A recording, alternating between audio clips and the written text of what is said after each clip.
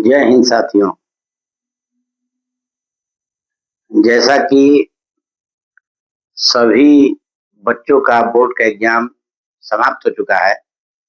समाप्त होने के बाद निश्चित रूप से सभी लोग अपने-अपने पेपर को मिलाने का काम करते हैं। कौन-सा प्रश्न था, कैसा था, हमने कैसा हल किया। तो इसी क्रम में मैं आज आपके सामने विशेष रूप से उपस्थित हूँ कि जो भी आपके पेपर आए थे, उनमें जो मैथ का पेपर था, उसमें कैसा प्रश्न था, उसको कैसे करेंगे, तो उसको आप लोग देखेंगे। जैसा कि बोर्ड का पेपर का जो भी एग्जाम हो रहा था, उसमें आप देख रहे होंगे कि सभी प्रश्न बहुत आसान किस्म के आ रहे थे। कोई ऐसा प्रश्न नहीं था जो आपको बहुत परेशान करे, उलझाए, जो आपके सिलेबस में ना हो, बाहरी हो, ऐसा कोई प्रश्न नहीं है। सभी प्रश्न बहुत आसान हैं और विशेष रूप से मैं बोर्ड के एग्जाम से पहले जो वीडियो हमने डाला था, आप हर एक वीडियो को देखिए और देखने के बाद आप सभी प्रश्नों को मिलाए होंगे, पता चला होगा कि सारे प्रश्न इसी में से आए हुए थे। तो बहुत बच्चों ने हमें फ़ोन करके भी बताया कि सर जो आपने बताया उसी के रिलेटेड सारे प्रश्न आए। हमारा प्रश्न बहुत अच्छा हुआ है। तो जो भी बच्चे थोड़ी-सी मेहनत अगर किए होंगे, तो ऑफलाइन क्लास किए हों या ऑनलाइन क्लास किए हों, सारे के सारे प्रश्न जो बताए गए थे उसी में से हैं।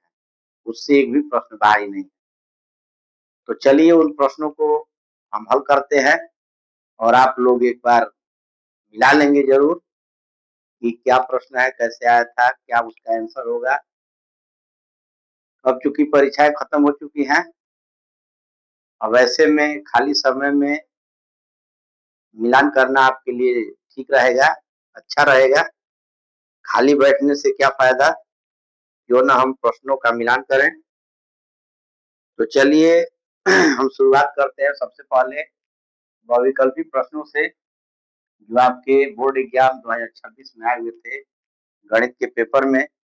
उसमें सबसे पहला जो प्रश्न था, दिया था कि यदि 1/x² + 6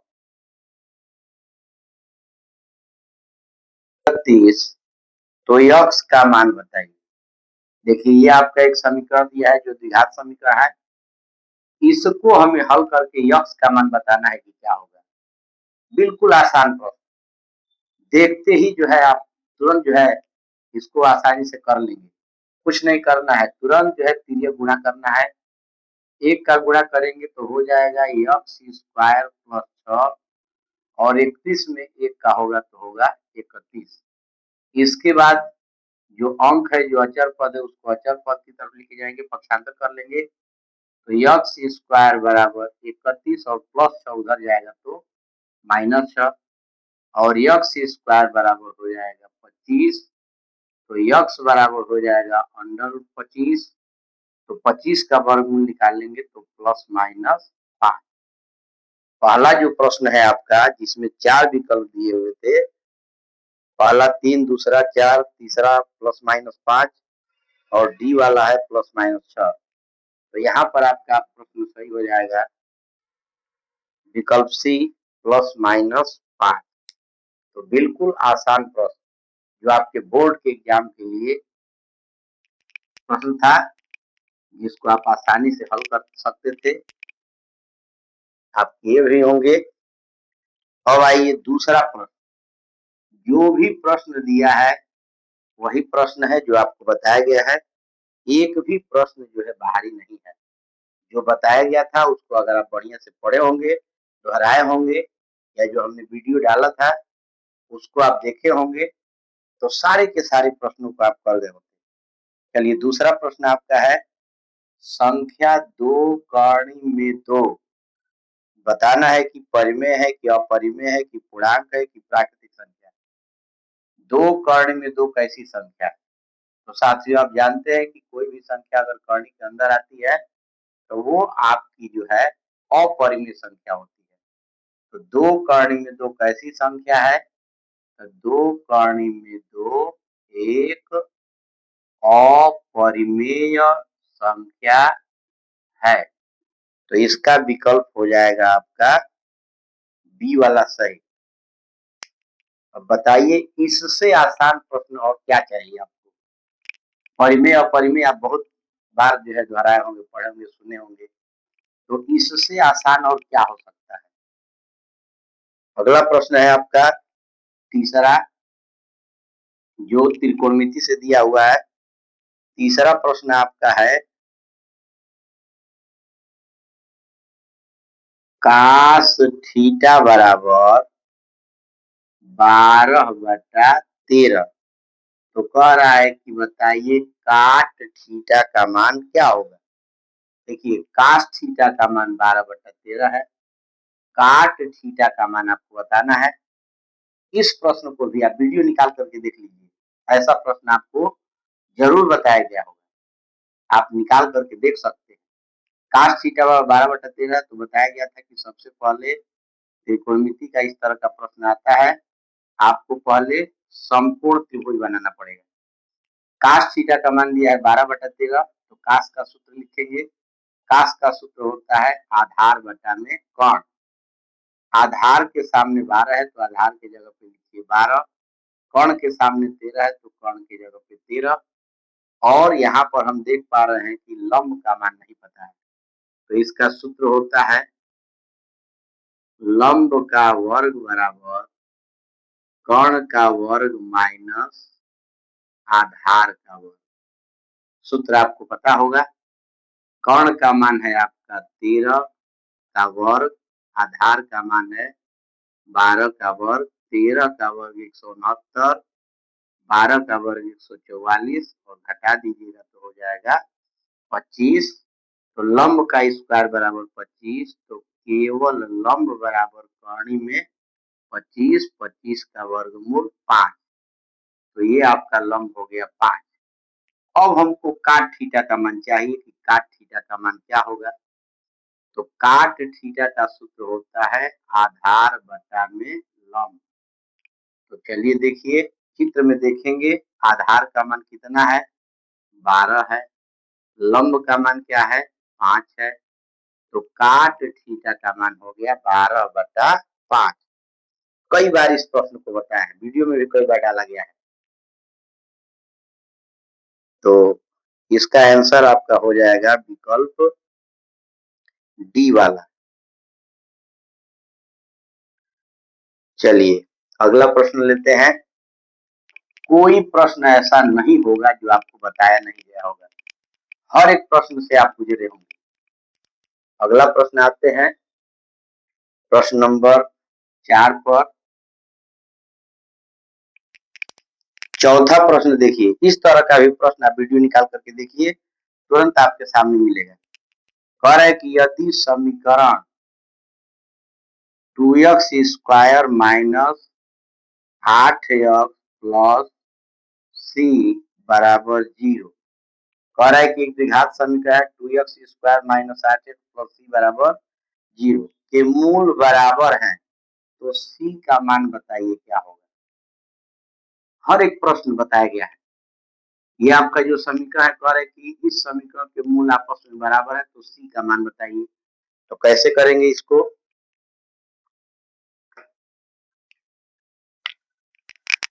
लिखेंगे कि क्योंकि समीकरण के मूल समान है, तो किसी भी द्विघात समीकरण का मूल समान कब होता है?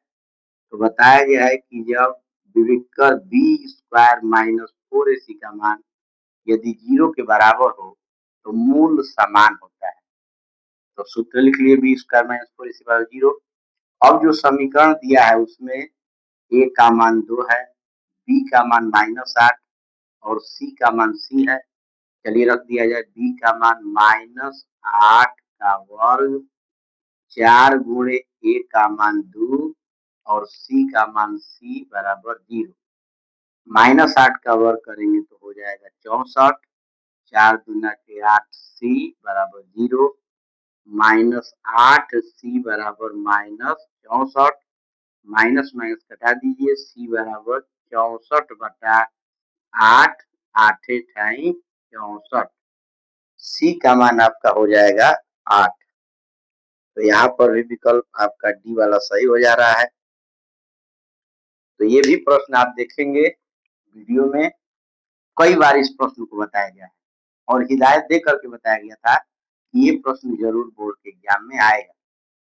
तो जरूर आप इसको रिवाइज किए होंगे, इसको आप अच्छे से करके आए होंगे। अगला प्रश्न पे चलते हैं। अगला प्रश्न है आपका त्रिभुज वाले चैप्टर से। कह रहा है कि एक त्रिभुज आपका है ए बी सी, पहला त्रिभुज आपका है ए बी सी, दूसरा त्रिभुज है आपका डी ई एफ। त्रिभुज ए बी सी तथा डी ई एफ दो समरूप त्रिभुज है, ये दोनों त्रिभुज समरूप है। तो आप जानते हैं नियम कि जब दो त्रिभुज समरूप होते हैं तो उनके सभी कोण आपस में बराबर होते हैं। तो कौन कौन सा दिया है? कोण ए का मान दिया है 79, कोण ई का मान दिया है आपका 56। तो कह रहा है कि कोण सी का मान बताइए, सी का मान बताना है। तो ये दोनों त्रिभुज समरूप हैं, तो समरूप त्रिभुजों के संगत कोण आपस में बराबर होते हैं। तो जब ई का मान 56 है तो बी का भी मान होगा 56। अब हमको सी वाले कोण का मान बताना है। तो किसी भी त्रिभुज के तीनों कोणों का योगफल कितना होता है? किसी भी त्रिभुज के तीनों कोणों का योगफल होता है 180। कोण ए का मान है 79, कोण बी का मान है 56, कोण सी का मान निकालना है बराबर 180। अब ये हो जाएगा 9 6 15, 7 5 12 और 1 13, प्लस कोण सी बराबर 180। तो कोण सी बराबर हो जाएगा 180 माइनस 135 और घटा दीजिएगा तो हो जाएगा 45। तो कोण सी का मान हो जाएगा 45। तो इस तरह से इसका ए वाला आपका सही हो जाएगा। और चलिए अगले प्रश्न पर। बहुत आसान प्रश्न, बहुविकल्पी में अब इससे आसान और क्या हो सकता है। अगला प्रश्न, प्रश्न नंबर 6, छठवां प्रश्न आपका दे रहा है कि tan अल्फा बराबर काट अल्फा हो तो अल्फा का मान बताइए। तो एक तो बिना हल किए आप बता सकते हैं, tan कितना और काट कितना का मान आपस में बराबर होता है। tan कितना का और काट कितना का मान आपस में बराबर होता है। तो आप जानते हैं कि tan 45 का और काट 45 का मान आपस में बराबर होता है। tan 45 का भी मान 1 होता है, काट 45 का भी मान 1 होता है। तो यहाँ कोण कौन सा लेंगे? तो यहाँ पर आंसर होगा 45। ऐसे नहीं करना चाहते हैं और हल करना है। tan अल्फा बराबर है काट अल्फा, tan अल्फा को लिख सकते हैं sin अल्फा बटा में cos अल्फा, और काट अल्फा को लिख सकते हैं cos अल्फा बटा sin अल्फा। ये गुणा करेंगे तो ये हो जाएगा आपका sin स्क्वायर अल्फा, ये हो जाएगा आपका cos स्क्वायर अल्फा। इसको इधर करेंगे तो sin स्क्वायर अल्फा बटा cos स्क्वायर अल्फा बराबर 1, और sin बटा cos tan का सूत्र होता है tan स्क्वायर अल्फा बराबर 1, यानी tan अल्फा बराबर 1। तो tan कितना का मान 1 होता है? तो tan 45 का, tan से tan कटा दीजिएगा तो इसका आंसर हो जाएगा अल्फा बराबर 45। तो बिल्कुल आसान प्रश्न। चलिए अगले प्रश्न पे चलते हैं।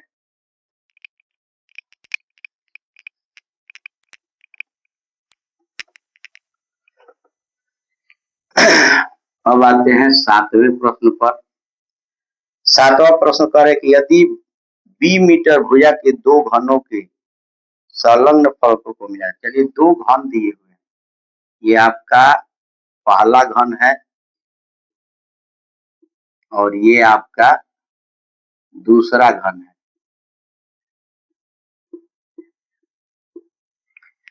दोनों घनों का जो भुजा है वो है बी। लंबाई, चौड़ाई, ऊंचाई तीनों बी।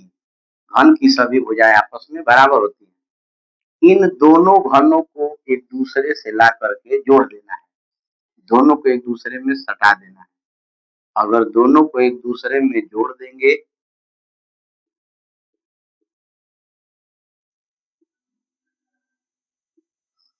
पहला घन ये है, दूसरा घन ये, दोनों को अगर आपस में जोड़ देंगे तो पहले वाले घन का भुजा ये बी है, इसका भी आपका बी है।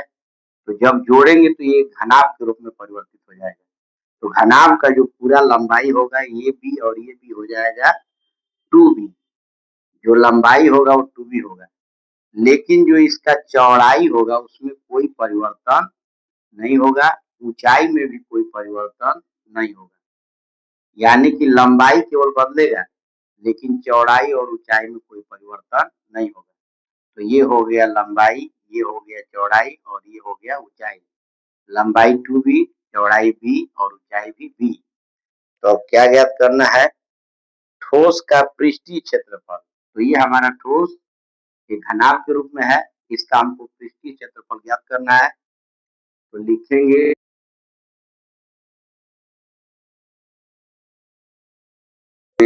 यल B plus B H plus H L.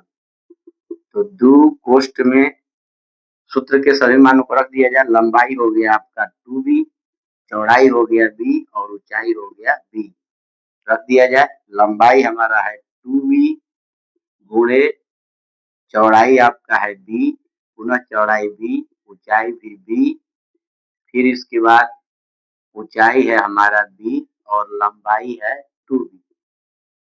तो ये हो जाएगा दो कोष्ठ में 2b स्क्वायर और ये हो जाएगा b स्क्वायर, ये भी हो जाएगा 2b स्क्वायर।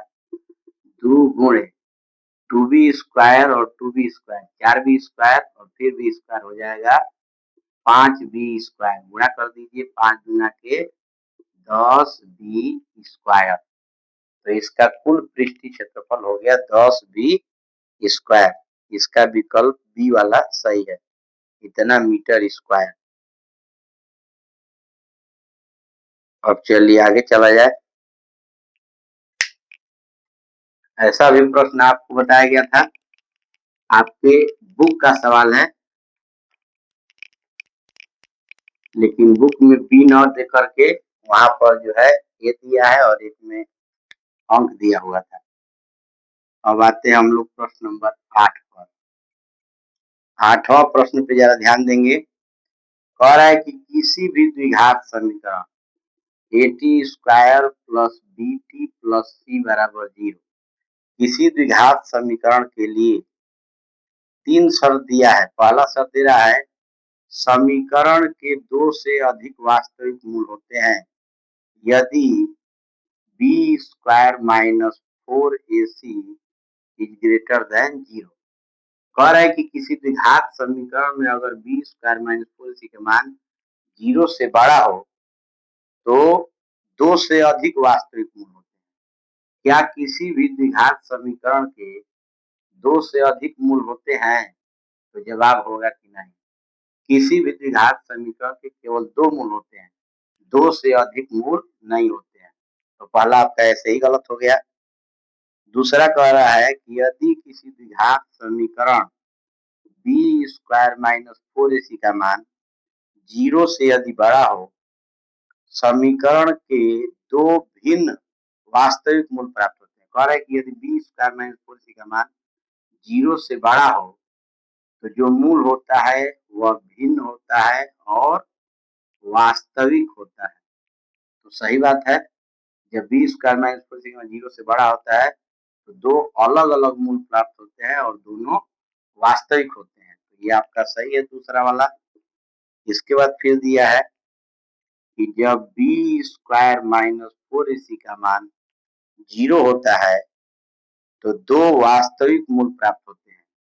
तो बी स्क्वायर माइनस 4ac का 0 होता है तो मूल समान होते हैं और वास्तविक होते हैं। ये सूत्र आपको लिखवाया गया है, तो ये भी शर्त सही है। तीसरा वाला, चौथा पे आते हैं, जब बी स्क्वायर माइनस 4ac का मान 0 से छोटा हो तो कह रहा है कि समीकरण के कोई वास्तविक मूल नहीं होते हैं।